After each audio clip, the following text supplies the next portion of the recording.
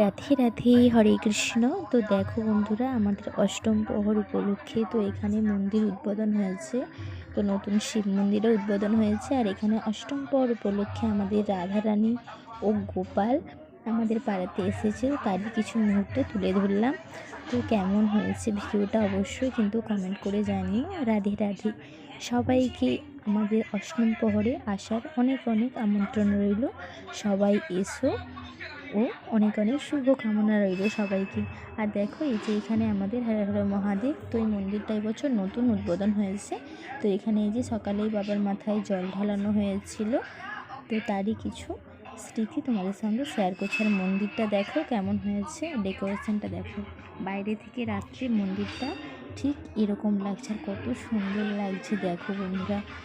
তো কেমন লাগছে অবশ্যই কিন্তু কমেন্ট করে জানিও। তো রাধে রাধে, হরে কৃষ্ণ। সবাইকে আমন্ত্রণ রইল আমাদের অষ্টম প্রহরে প্রীতিভোজে আসার জন্য। রাধে রাধে। তো দেখো, এখানে প্যান্ডেলটা এরকম হয়েছে ঠিক।